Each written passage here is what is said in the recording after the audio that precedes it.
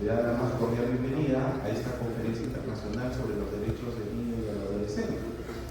En esta oportunidad vamos a tener el agrado de contar con la presencia de dos ponentes internacionales, tanto la doctora Catalina Cardoso como la doctora Lina Restrepo. Para el inicio de efectivamente esta jornada académica, vamos a invitar a la doctora Cintia Delgado, que va a dar las palabras de bienvenida. Recibimos con un aplauso.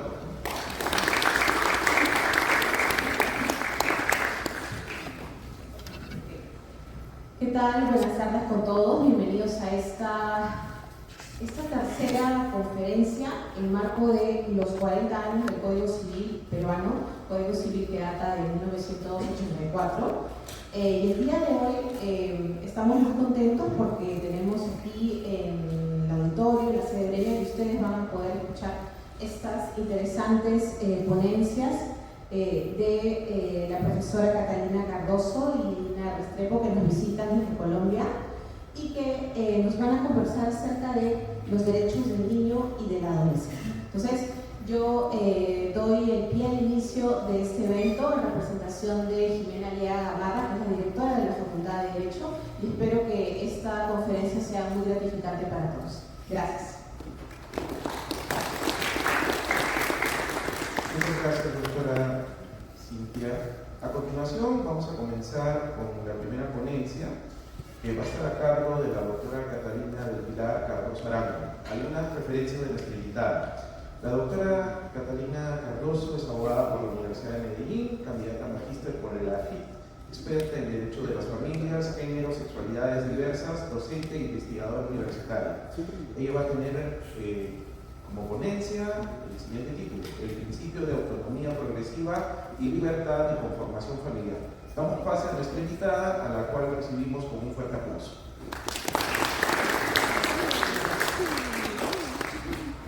Muy buenas tardes a todos y a todas.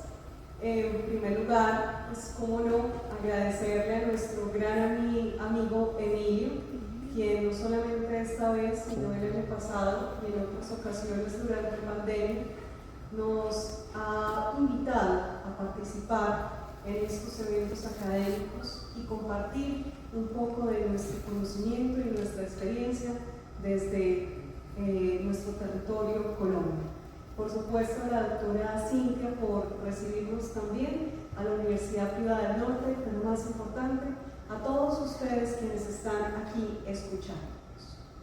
Les agradezco entonces, sobre todo desde mi territorio Colombia, a un país que llevo en el corazón, teñido, por supuesto, de sus colores rojo y blanco, de toda su historia, de toda su gastronomía y de todo lo hermoso que significa ser Perú. Hoy de qué vamos a hablar? Lo vamos a plantear desde dos puntos de vista. Un primer paradigma, que es el paradigma que desde el Código Civil peruano está establecido desde 1984 y para nosotros desde nuestro Código Civil, que es legatario del de Andrés Bello de Chile de 1887. Este paradigma es común y es el de la capacidad legal. De ahí nos iremos al extremo, que es un paradigma convencional, constitucional, principial y axiológico de la autonomía progresiva de niños, niñas y adolescentes. Y cómo ellos dos van a entrar en un conflicto y en una coyuntura que solo a nivel constitucional y por nuestra jurisprudencia podemos resolver. Allí llegaremos entonces a un punto en donde ese péndulo se va a equilibrar. Les voy a contar un poco de los avances que nuestra jurisprudencia constitucional ha tenido en cuanto a este principio y al final quiero que construyamos conjuntamente una propuesta en donde podamos poner a conversar ambas instituciones, principios y valores, siempre pensando en el interés superior y prevalente de los niños, niñas y adolescentes. Ese va a ser entonces nuestro camino el día de hoy y por supuesto bienvenidas todas las preguntas porque eso nos permite abrir el horizonte, abrir la conciencia y por supuesto siempre conforme a nuestro propósito de crecer. Primer paradigma, ¿Ya tenemos el libro? Sí. Primer paradigma. Paradigma de la capacidad de ejercicio, también conocida, si quieres,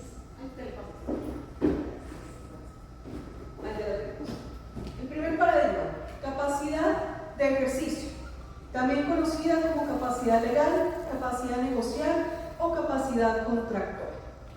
Esta capacidad la conocemos nosotros desde la teoría del negocio y acto jurídico como un elemento de validez de los negocios y actos jurídicos, por el cual se nos dice que las personas o los sujetos de derecho que realizan negocios jurídicos, actos jurídicos y contratos en específico tienen que tener una capacidad para poder contraer derechos y adquirir obligaciones por sí mismos. En eso consiste la capacidad legal. Les voy a contar cómo fue el régimen contrario en Colombia, la incapacidad. Y por supuesto este régimen hasta 1984 lo compartimos porque todos fuimos legatarios del Código Civil de don Andrés Bello y lo compartimos con los otros países como Venezuela, Panamá, Ecuador y demás que siguen conservando el código del amigo venezolano, de nuestro gran maestro. Para nosotros el Código Civil entra en vigencia para toda la República de Colombia en el año de 1887, pero llega a Colombia en 1858 y poco a poco fue tomando estado por estado, porque en ese entonces nos llamábamos Estados Unidos de Colombia, y finalmente logra hacerlo de toda la República. ¿Por qué hago estas referencias? Porque aunque hablamos de 1887, que es mucho más de un siglo, por supuesto, tenemos que irnos un poco más atrás, 1858, que es la hora de llegada del Código Civil al estado de Santander, en Colombia. Y mucho antes, me refiero a 1830, cuando don Andrés Bello se sienta a redactar el código. ¿Por qué esa referencia, queridos estudiantes, hoy? Porque no podemos comprender el Código Civil de Andrés Bello sin entender no solamente su autor, sino la época.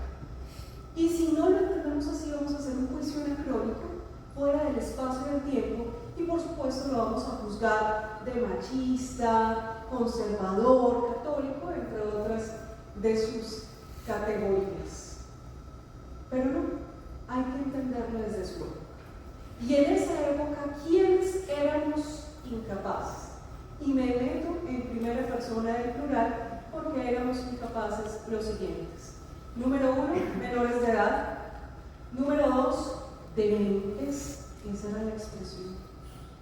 Número 3, sordomudos que no saben entender por escrito. Número 4, mujeres. Número 5, dilapidadores. Esos éramos los incapaces, sin poder, sin potencia, sin facultad.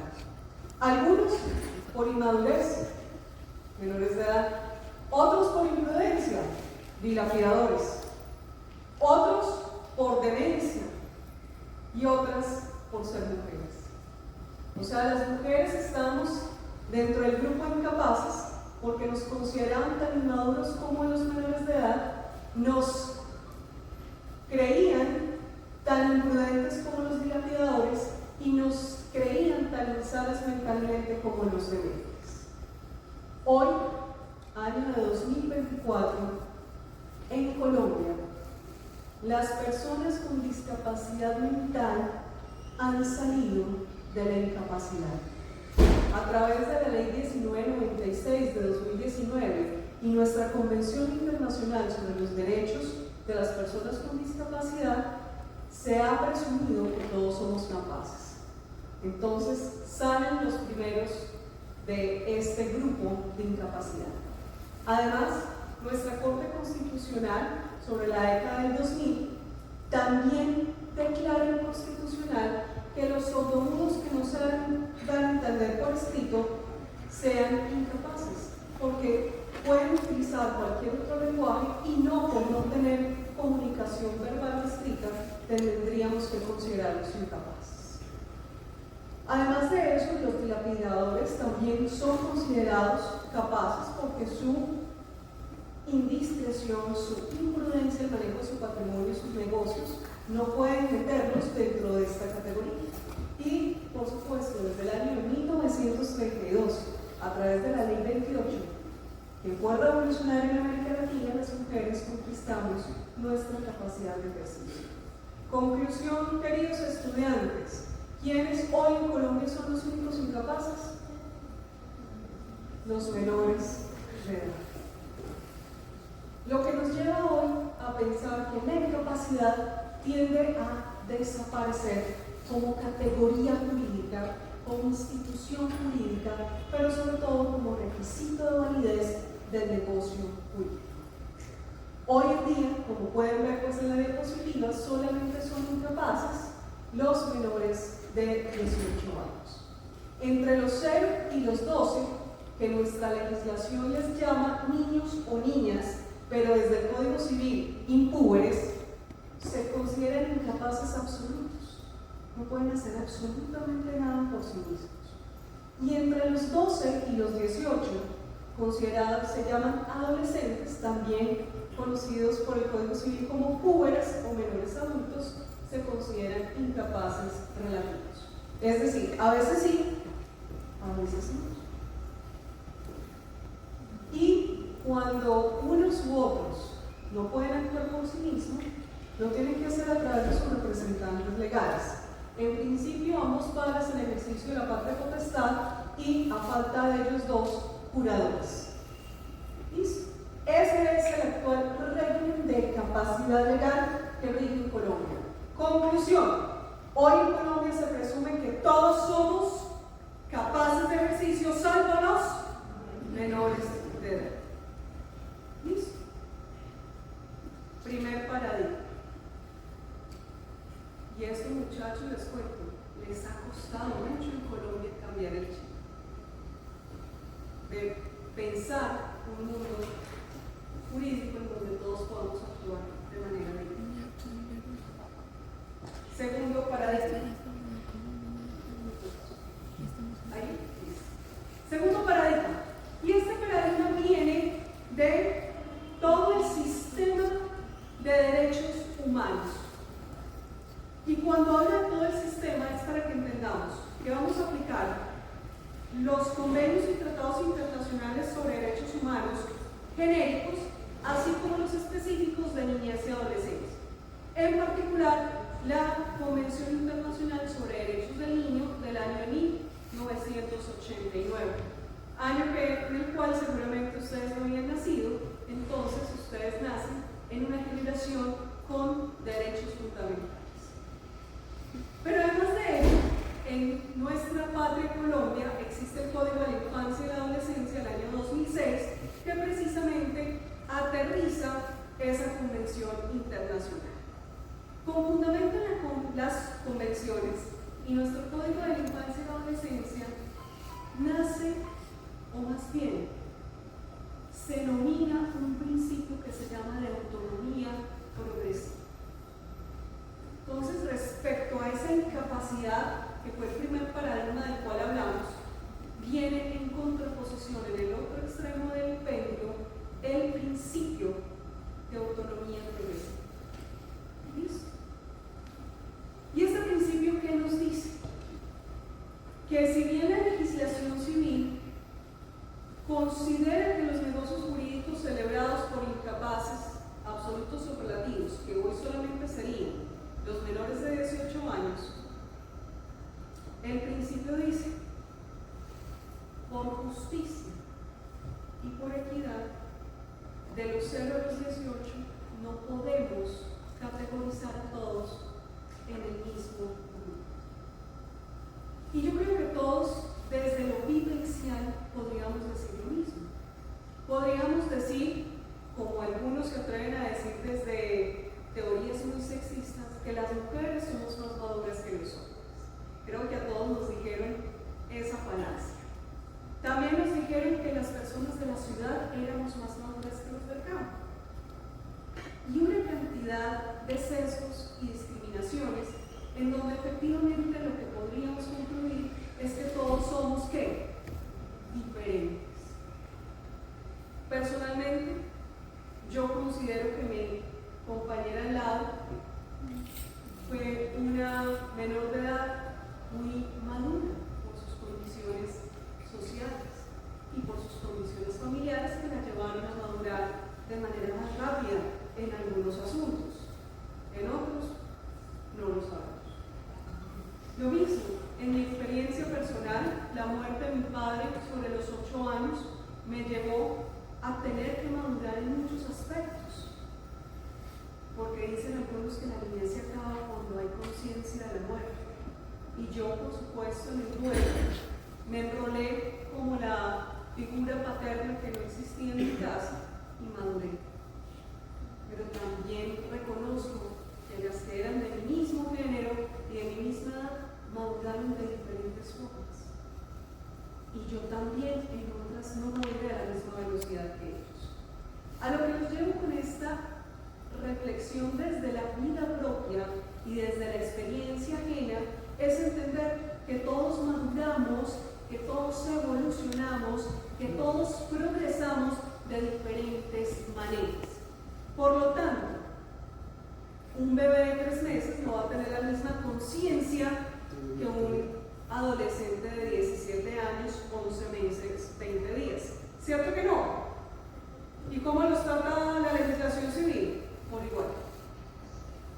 Lo mismo, vamos a encontrar niños, niñas de 8 años con una conciencia de sus entornos, de sus realidades, de sus relaciones, que son capaces de inclusive tomar decisiones por sí mismos, por encima de los mandatos de jueces, comisarios, defensores y sus propios padres, con más sensatez y conciencia que cualquier otro adulto. Pero además de eso, no solamente reconocer que la madurez es diversa, diferente, también tenemos que reconocer que aunque los padres en principio nos aman profundamente, también tenemos que reconocer que hay padres que no aman. Y aunque siempre quisieran lo mejor, también cometen errores. Y también hay padres que como no nos aman, abusan. Entonces, ¿hasta dónde va que los niños, niñas y adolescentes por inmadurez deben ser protegidos en sus decisiones por los padres? Ese es el cuestionamiento del principio de autonomía progresiva. Por un lado, entender y comprender, pero sobre todo reconocer la diversidad en la madurez emocional, física, mental, no conforme a la edad, sino a las condiciones específicas, sino además entender que los niños, niñas y adolescentes, para ser protegidos, no debemos ser su voluntad sustituida por la de los padres, que no podemos seguir con el sesgo que siempre van a ser buenos. También pueden ser malos y también pueden equivocarse. Ese es el principio de autonomía progresiva. Y por ese principio de autonomía progresiva, yo les planteo las siguientes preguntas. ¿Será que este principio le reconoce capacidad plena a todos los niños, niñas y adolescentes, eliminando definitivamente la institución de la capacidad legal? ¿Será entonces que este principio terminará entonces eliminando la facultad de representación legal que les otorga a los padres con fundamento en la patria potestad? ¿O por el contrario, este principio simplemente les da autonomía, agencia, voz y voto para ciertas cosas, dependiendo del nivel de progreso y evolución y madurez? ¿Será que en el medio será una capacidad de construcción evolutiva y progresiva? Pero además de eso, ¿será solamente para asuntos patrimoniales? ¿Y qué pasa con el ejercicio de derechos fundamentales? Con el ejercicio de acciones de amparo, con la comparecencia en los procesos. Pero además de eso, ¿cómo son valorados los testimonios de los niños, niñas y adolescentes? Ese principio nos plantea todas esas preguntas.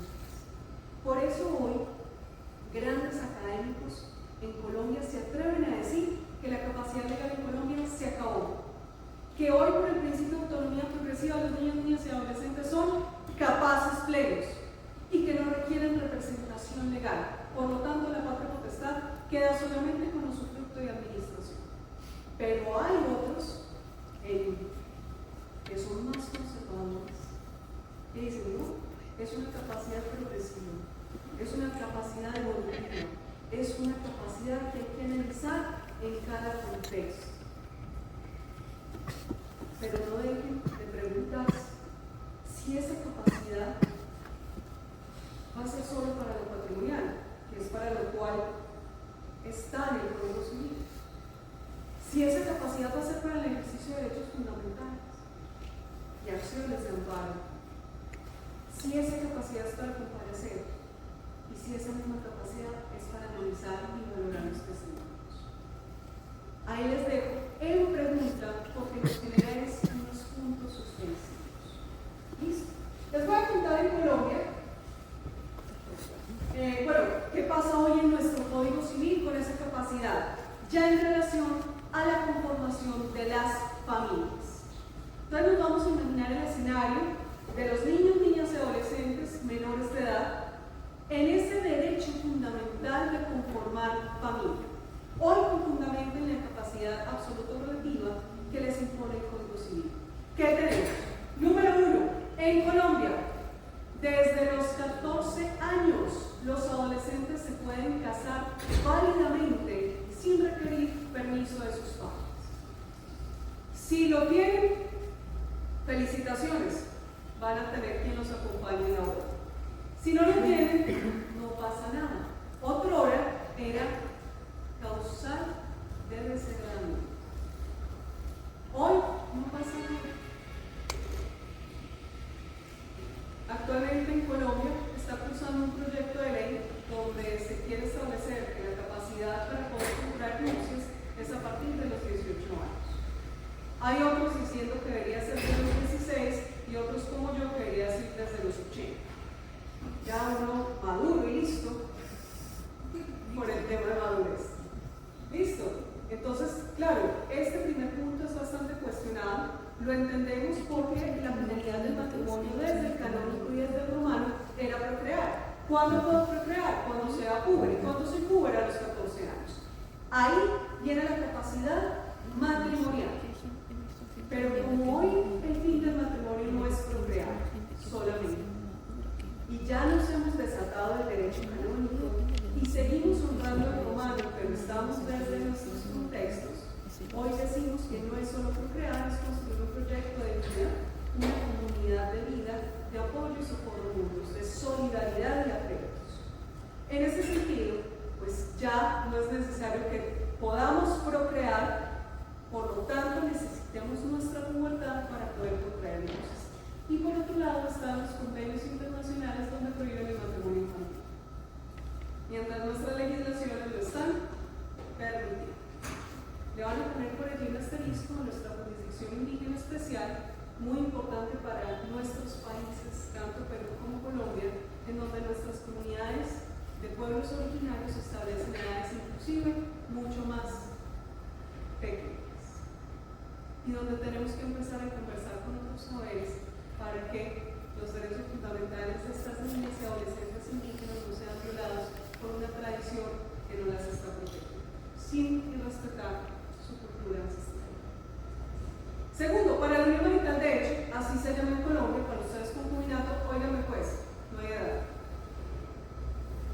Entonces pensémonos en este escenario, no empecemos desde Lima Centro, desde Colombia, Medellín, de donde venimos. Yo creo que el acento ya lo pudieron haber ubicado con ciertas cantantes y actrices. Ubiquémonos en el Perú del Amazonas, de la sierra, de lo rural, de los barrios periféricos, lo que llaman muy mal en Colombia, la Colombia profunda. Si una niña, una adolescente no se puede casar, ¿qué hace? Se va a convivir con él. ¿Sí?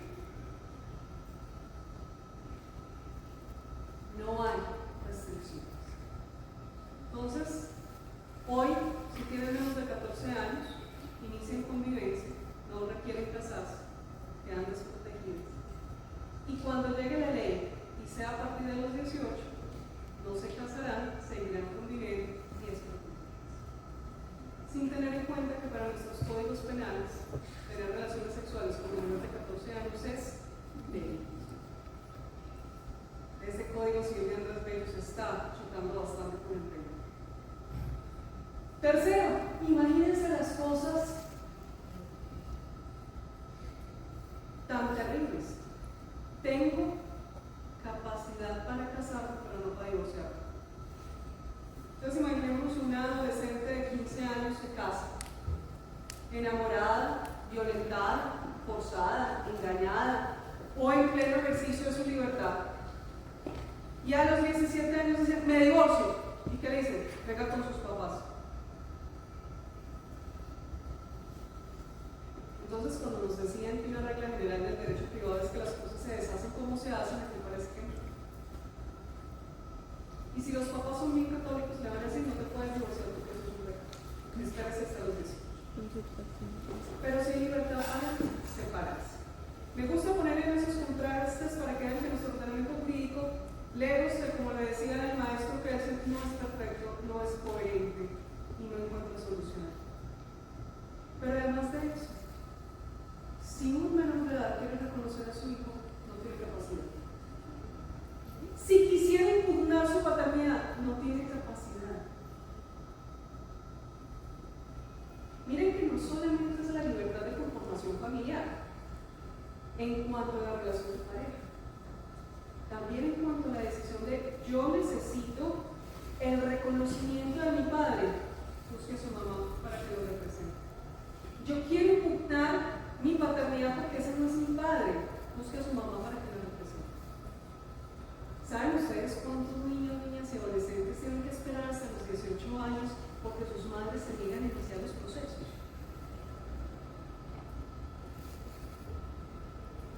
Pero aún,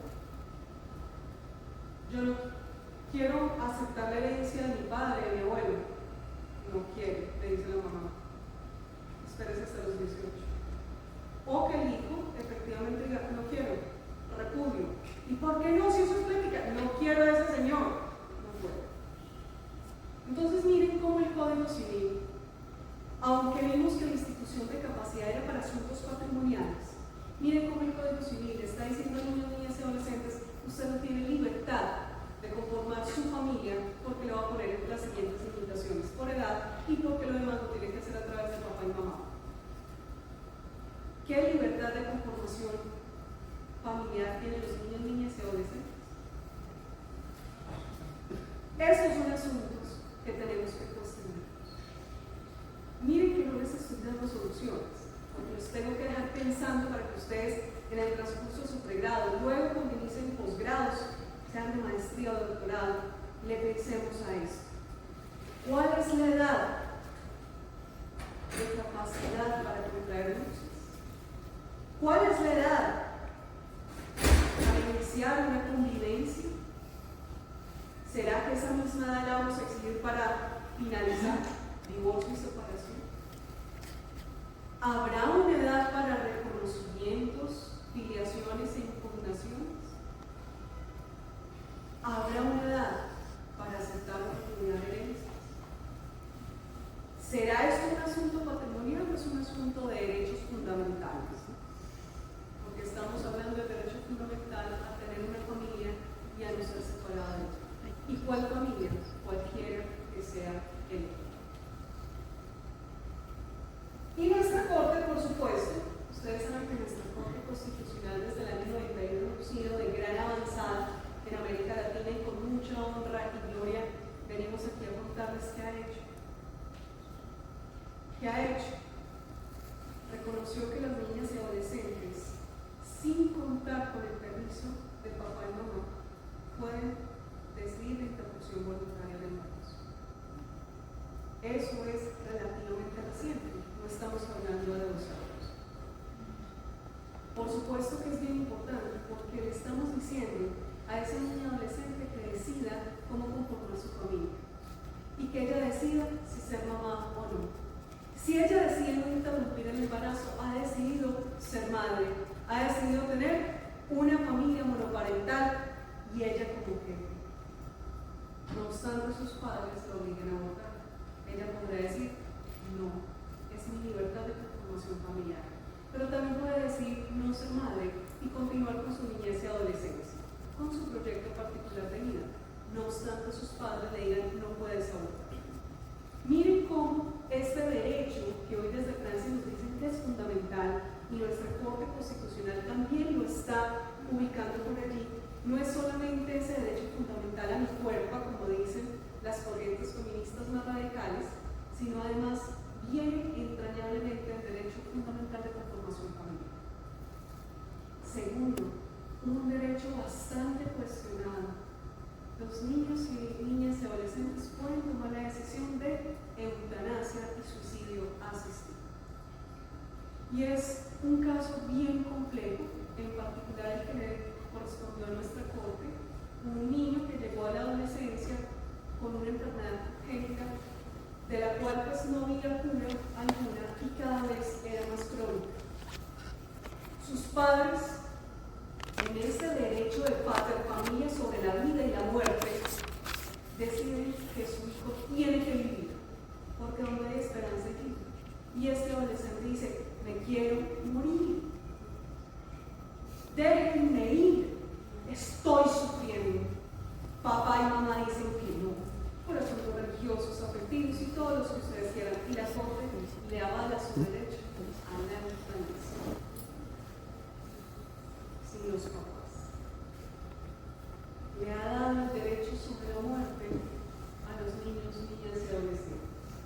Pero además de eso, en varios escenarios, sobre todo educativos, la Corte le ha entregado a los niños, niñas y adolescentes su derecho fundamental, derivado de la igualdad, de la diversidad, de la no discriminación y el libre desarrollo de la personalidad, a vivir conforme a su orientación sexual, o más bien sexoafectiva, y también identificarse con el género en el que se encuentra. Y esto sí que es trascendental, porque entonces papá y mamá no le van a poder decir a una niña, usted es heterosexual. La niña y la adolescente podrán reclamar ante sus padres su reconocimiento, su orientación sexoafectiva hegemónica, es decir, soy lesbiana y ustedes no me pueden imponer por patria potestad algo diferente.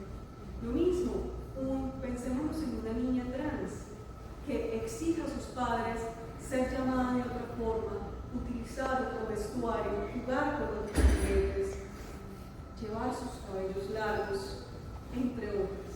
Sus padres no le pueden imponer una identidad de género contraria en el ejercicio de patria potestad. ¿Qué nos está faltando?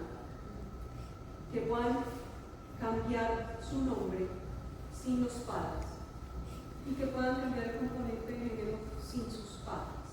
Por ahora tienen que ser con ambos padres y lo están haciendo, pero pensemos en donde ambos padres digan que no o donde alguno diga que no.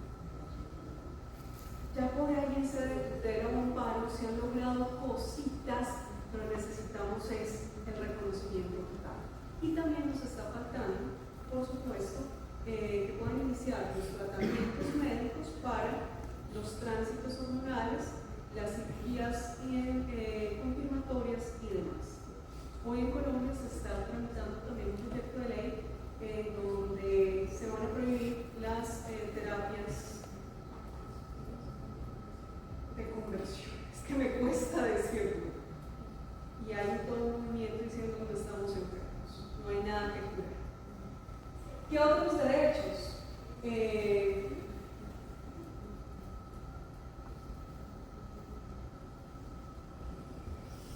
Donde los niños, niñas y adolescentes están diciendo, yo quiero demandar, pero quiero ir solo, no tengo que ir con mis papás, es que ellos no me van a dejar.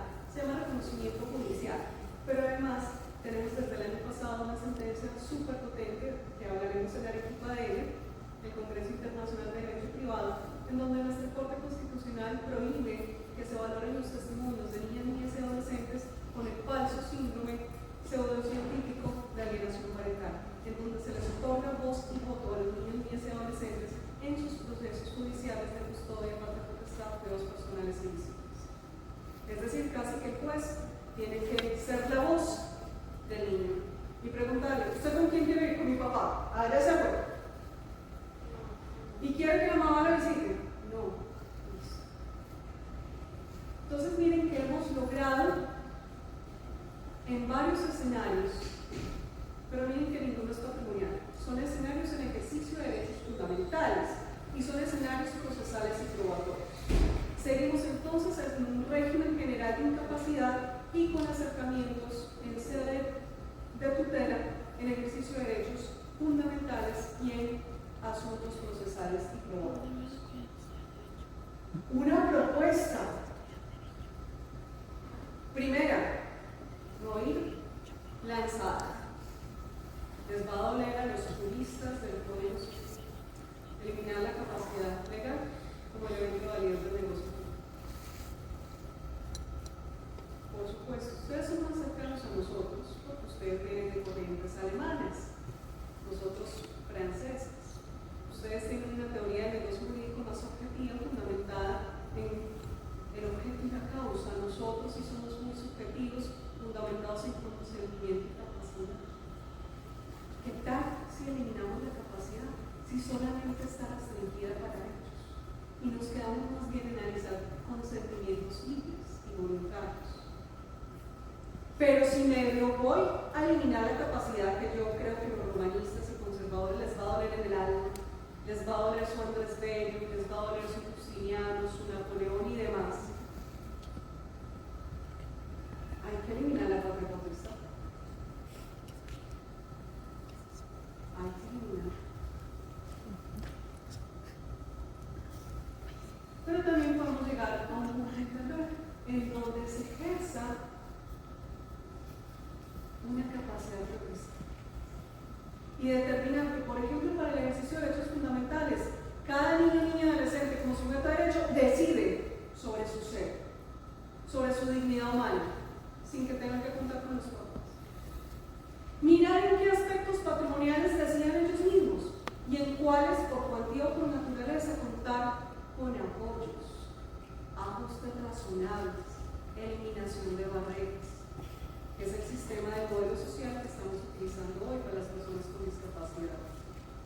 Y en cuáles asuntos procesales vaya usted directo o venga que necesita apoyo, como todos, de ahora. Y sobre todo, lo más importante, darles voz a quienes nunca han tenido voz y tratarlos como los adultos que siempre han sido. Interpretar sus lenguajes, tienen más de 110 lenguajes, e interpretarlos no desde el adultocentrismo, sino a partir de sus propios lenguajes, de sus propias cosmogonías. Por supuesto, son seres humanos en formación, en crianza y en educación, que requieren de guías e instrucciones, pero también son personas que tienen derecho a cometer errores y aprender de ellos. Ahí les dejo entonces, en esos derechos fundamentales de la niñez y la adolescencia, ustedes que acaban de pasar por esa edad y que algún día tendrán sus propios hijos e hijas, pero que además serán abogados y abogadas para el ejercicio de los derechos de estas personas, no personitas. ¿Cuál va a ser su propósito? ¿Cuál va a ser su conciencia para la defensa de estas personas que no tienen voz? Muchas gracias y siempre feliz y honrada de estar aquí con ustedes.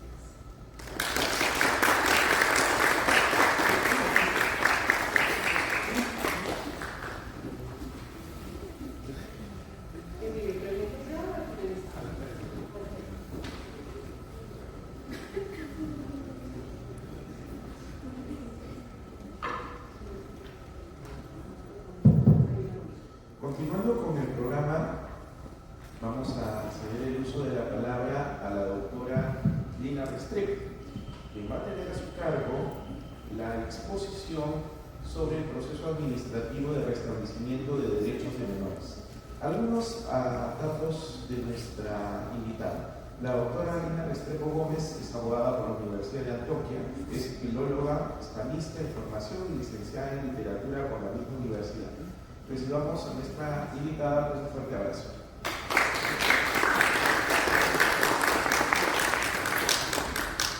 Bueno, buenas tardes, futuros abogados. Lo primero, manifestarles que me siento muy honrada de estar aquí con ustedes. Muchas gracias por su asistencia. Y bueno, proceso administrativo de restablecimiento de derechos es un tema muy formal, es un tema muy procedimental.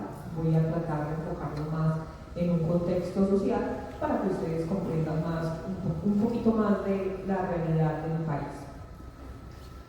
Bueno, ya Catalina nos hablaba precisamente de la capacidad legal de los niños, niñas y adolescentes, y cabe mencionar que tanto la niñez como la adolescencia adolecen de cierta vulnerabilidad frente a todo tipo de factores externos. Los derechos de los niños, niñas y adolescentes se sobreentienden como derechos fundamentales por encima de los derechos de los adultos. Así se entiende en la Constitución y en los diferentes tratados internacionales. Por ello, se hace necesario un mecanismo de protección para todos los derechos de los menores. En Colombia, la Ley 1098 de 2006, que es nuestro Código de Infancia y Adolescencia, consagra el proceso administrativo de restablecimiento de derechos como un mecanismo, en algunos casos de emergencia, en otros casos muy procedimental, para proteger a todos aquellos niños, niñas y adolescentes que se encuentren en algún estado de vulnerabilidad, sea cual sea su derecho que se esté vulnerando. Entonces yo les pongo de presente los siguientes ejemplos. Las diapositivas son una guía de texto para ustedes, igual voy siguiendo el tiempo. Bueno, nosotras somos de Medellín, somos de una ciudad que al momento está gentrificada por diferentes extranjeros, sean estadounidenses o israelitas o algunos europeos, lo cual ha traído una problemática bastante seria a la ciudad. Entonces, les pongo el siguiente ejemplo.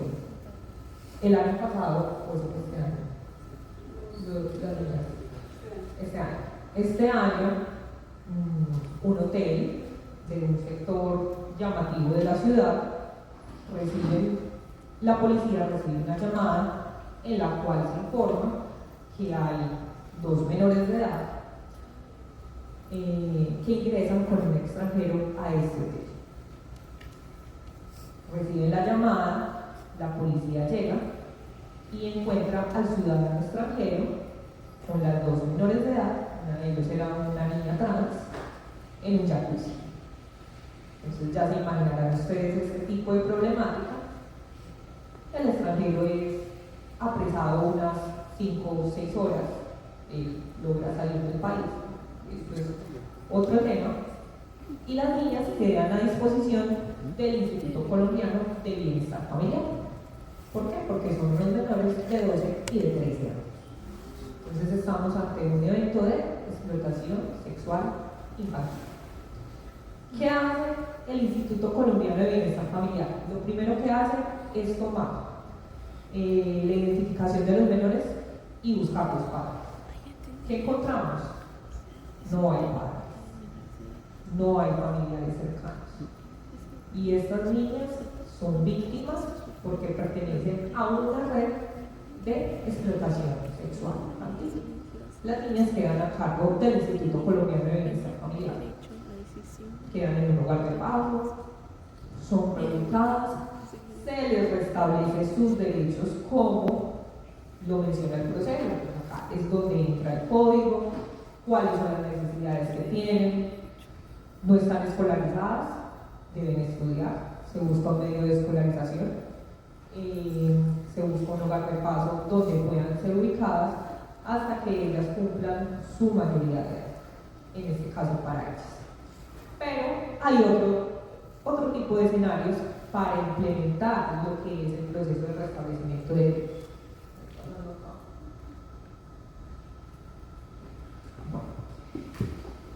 Otro tipo de ejemplo es el que vemos generalmente, digamos, en las periferias, en algunos barrios de estratos sociales un poco más bajos.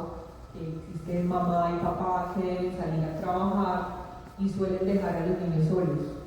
Entonces dejan a esos pequeños al cuidado de los hermanitos, y son niños de 5, 6, 7 años, corriendo el riesgo de sufrir algún tipo de accidente, y generalmente este tipo de eventos son denunciados. Entonces, como lo pueden observar, el proceso se inicia con una denuncia, sea una noticia crimen, porque estamos en presencia de un delito, como les planteaba en el ejemplo anterior, o sea un evento que se da por la imprudencia de los padres en este caso, como son dejar los menores de edad solos, o no tenerlos escolarizados, o tenerlos en estado de desnutrición, o que los golpeen frecuentemente.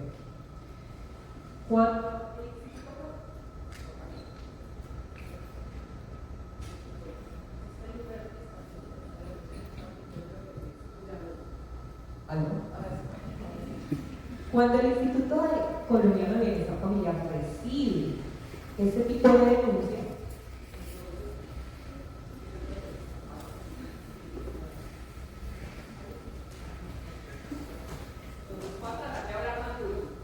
cuando el Instituto Colombiano de Bienestar Familiar recibe este tipo de denuncia, lo que hace es, si es necesario y si es posible, llama a los padres.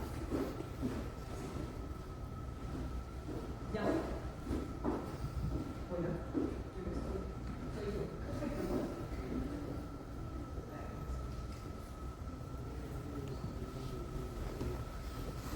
Hola. Hola. Bueno, entonces desde el mensaje llama a los padres para que asistan a una cita con sus hijos, y allí todo el grupo interdisciplinario de psicólogo, trabajador social, defensor de familia, que en este caso es un abogado y es el del proceso, se va a encargar de hacer una evaluación de los menores nutricionistas y va a evaluar las condiciones en las que está el niño. Generalmente solicitan certificados de afiliación a la seguridad social y certificados de estudios con los cuales se pueda corroborar que en efecto los menores tienen garantizados este tipo de derechos. Si los niños tienen vulnerados los derechos, van a ser sustraídos del hogar a fin de restablecer los derechos y de proteger al menor, que es una obligación del Estado. Hay otro tipo de escenario para poder implementar el proceso administrativo de restablecimiento de derechos. Entonces, por ejemplo, esto seguramente, si ustedes se van a dedicar al derecho de familia, o los que se vayan a dedicar al derecho de familia, se van a encontrar con este tipo de conflictos muy seguidos. Entonces es que tenemos una relación familiar, mamá, papá, niño o niña, se separan y alguno de los dos queda con los cuidados personales del menor. Entonces generalmente se presentan conflictos emocionales en medio de una separación, que es algo que siempre va a pasar y que ustedes tienen que aprender a sortear como profesionales, y mamá o papá no va a permitir que uno de los dos vea al niño. Generalmente que tiene los cuidados personales no permite que el otro lo vea. Entonces ahí estamos frente a una vulneración de los derechos del niño. ¿Por qué? Porque los niños tienen derecho a tener una familia y no ser apartada de ellos. Entonces, en ese sentido, uno de los dos padres se puede acercar al instituto al fin de solicitar que se le restablezcan los derechos a los niños. Entonces, en ese escenario, lo que hace el Instituto Colombiano de Bienestar Familiar es citar a una conciliación, rendir una serie de informes, en algunos casos entrevistar a los niños, que ya recientemente se está haciendo mucho. O sea, se entrevista a los niños, generalmente los entrevista psicólogo o trabajador social. ¿Para qué? Para que ellos tengan voz en medio de un proceso que se está resolviendo. Entonces entrevistan a los niños, citan a mamá y a papá a una conciliación, se les explican las consecuencias de este tipo de acciones que están tomando y cómo pueden afectar la niñez de sus hijos en ese momento, y se llega a un acuerdo. O sea, ahí termina el proceso de restablecimiento. En el escenario 2 que les planteaba yo, en el cual los niños son sustraídos, si tanto padre como madre no cumplen con las exigencias o con los requisitos que interpone el ICBF, Instituto Colombiano de Bienestar Familiar en este caso, los niños, dependiendo de la edad que tengan, pueden ser declarados en estado de adoptabilidad. ¿Por qué? Porque estamos frente a unos padres que tienen unos menores con unos derechos totalmente vulnerados o en estado de abandono y que realmente no pueden estar ya en el marco de esa familia. Obviamente existe un proceso de búsqueda en la familia extensa de los menores, en el cual se debe identificar si algún otro familiar cercano puede hacerse cargo de aquellos menores, y si no, los niños quedan en estado de adoptabilidad. Ahora bien, esto funciona así en la teoría, pero la realidad es algo muy diferente. ¿Por qué? Porque venimos de un país que tiene una problemática social bastante seria, donde no existen los suficientes recursos económicos y este instituto, por ejemplo, está saturado. Entonces, para atender 1000 casos de 1000 niños, tenemos 2 o 3 funcionarios que están totalmente saturados, que no están haciendo su trabajo con la rigurosidad que lo requiere en su momento. Entonces esto hace que la niñez se vea muy desprotegida y que precisamente sean estos casos virales, como la noticia de las niñas que les mencionaba en un principio, sean los que sean efectivos. Mientras que en otros escenarios continuamos viendo niños pues, en estado de indigencia.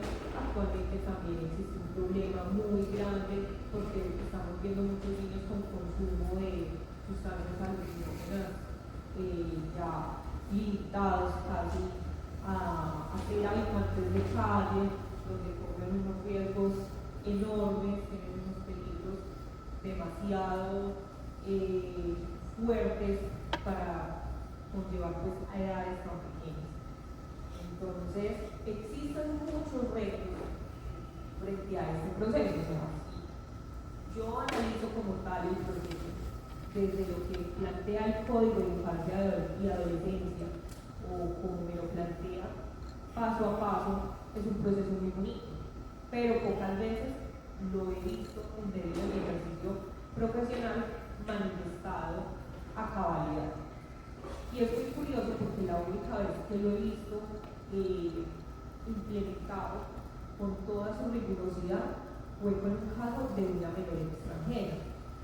Entonces, una menor de nacionalidad italiana, donde sus padres son padres cubanos, su madre es venezolana, y la niña ingresa de ilegal al país en el éxodo venezolano por el puente, la frontera. Pero la niña ingresa supuestamente, ingresa prácticamente secuestrada por una tía. Y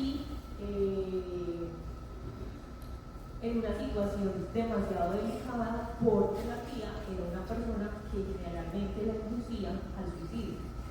Entonces le decía, si el funcionario te dice que te va a llevar, tú le vas a decir que te vas a tirar por la ventana. Entonces era demasiado complicado el cambio de trato con la familia. En última, lo que hace la defensora es hacer un análisis total y se hace el estudio desde nutrición, desde psicología, desde el trabajo social para analizar el marco de una familia que en ese momento estaban constituidos por la tía y la sobrina. Desde psicología, pues a la niña se le hacen diferentes terapias y se logra evidenciar que ella no era una persona pues, que tuviera esas ideas reales, sino que eran unas ideas inculcadas por un adulto. Y lo que se hace en este caso es que se sustrae a la niña del lado de la tía.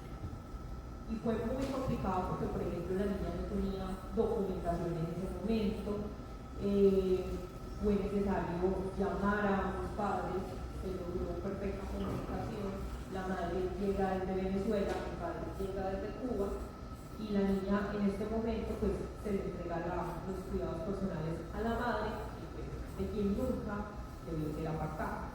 Entonces digamos que en este caso, irónicamente, aunque no para sus nacionales, pero sí por el hecho de ser niños, pero sí en protección de los niños, independiente de su nacionalidad, aplicó el sistema totalmente para la protección de esta menor. Entonces, retos hay muchos. Yo considero que principalmente es un tema económico, de mayor contratación, de descongestión del mismo sistema, porque si bien los intervinientes en el proceso no es solo el Instituto Colombiano de Bienestar Familiar, sino que tenemos comisarios de familia, porque los comisarios de familia intervienen en el cuidado de los menores en el marco del delito de violencia intrafamiliar. Tenemos los jueces de familia que mediante un proceso denominado como homologación del mismo proceso administrativo de derecho intervienen para la protección de los niños en el marco de los mismos procesos judiciales. No es suficiente, o sea, no es suficiente para la población que tenemos, no es suficiente para la cantidad de niños con los derechos vulnerados, que no solo son los menores de la centralidad. Es una crítica muy grande que yo le hago al sistema colombiano, y es que es totalmente centralista, se olvida de las regiones más apartadas. Hay regiones que tienen solo comunidad indígena, donde hay personas que no hablan español y no hay ni siquiera un intérprete para que estas personas puedan acudir a la jurisdicción a denunciar o a proteger los derechos de los menores. Entonces, hay muchas barreras precisamente desde el mismo contexto social del país, desde las mismas problemáticas que yo creo que apenas a la mayoría de países latinoamericanos. Entonces, los retos son muchos retos. El proceso como tal es muy bonito desde la teoría, cuando logra ser implementado es realmente eficiente, pero existe esta brecha social que impide que precisamente la norma pueda llegar a cada uno de esos alumnos.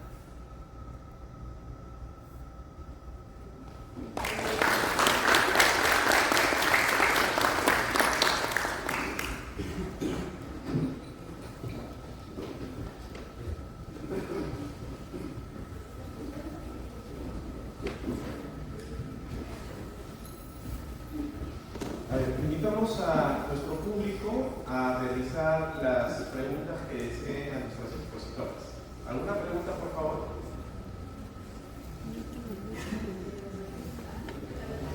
Nos acercamos a entregarles el micrófono para que puedan formular.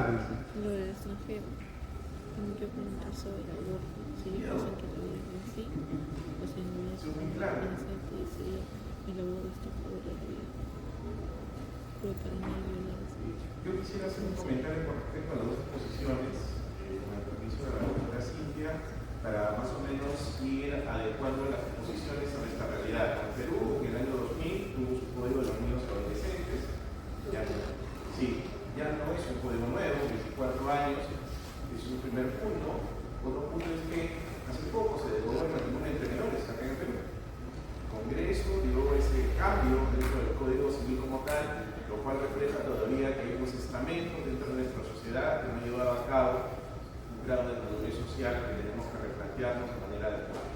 Tercero, en el ámbito del procedimiento, hay un procedimiento judicial, pero también tenemos un ministerio, que es el Ministerio de las Mujeres y Poblaciones Vulnerables, que ve cada uno de estos aspectos, con respecto, por ejemplo, al INAVIF, ¿no?, que ve el tema de menores, y también se han venido dando pues algunas reformas con respecto a las convenciones internacionales de los derechos del niño, del adolescente, sobre todo en el ámbito de lo que es la justicia penal hacia los jóvenes, ¿no? Ha habido ciertas repercusiones que a la fecha pues todavía no han calado dentro de la sociedad y la normatividad nacional. En segundo lugar, agradecerles a ambas por su tiempo, que es lo más valioso que tiene un ser humano. A ustedes jóvenes por estar aquí en un horario donde el almuerzo es motivo también de reunión, ¿no? A Cintia por toda la organización y a nuestra querida directora Jimena Aliaga por permitir realizar este evento. Esta es su casa, no es la primera vez, Catalina ya no es la segunda vez que nos está visitando, la primera fue en la anterior sede donde estuvimos en la gestión en Los Olivos. Es la primera vez de Lina acá en la UPN, pero también en el Perú. Bienvenida, espero que estos días, tanto acá en Lima como en Arequipa, sean de tu agrado, que tengas el mejor recuerdo de nuestro país. Y a cada uno de ustedes reiterarles nuestro agradecimiento, ¿no? Como cierre final, vamos a invitar a la señorita, nuestra catedrática y amiga Cintia Delgado, a que dé las palabras finales y la entrega de algunos presentes a nuestras invitadas. Bueno, muchas gracias. Ha sido un tema muy interesante, nos han contado cosas muy interesantes y eso sirve de modo de poder comparar tanto la legislación peruana con la legislación colombiana. Yo creo que los chicos que, es cierto, ¿no? Ya están, como dijiste, Catalina, han pasado ya a esa edad, pero hay muchos planteamientos e innovaciones que ustedes tienen que nosotros estamos por ahí, ¿no? Todavía necesitamos mucho tiempo más en analizarlas, un poco más en discutirlas y reformarlas. Pero el interés del cuidado de los niños, niñas y adolescentes es algo que siempre está presente. Y bueno, como decía Emilio, tenemos un código de niños y adolescentes que tiene 24 años, pero que necesitamos más efectivizarlo y ir poco a poco avanzando un poco más. Ustedes han hablado sobre el tema de los transgéneros y los niños que pueden ser su propia identidad, ¿verdad? Es un tema que sin duda va a generar en algún momento en nuestro país, si no es tocado abiertamente, va a salir a flote seguro de todas maneras. Bueno, muchas gracias y las invito a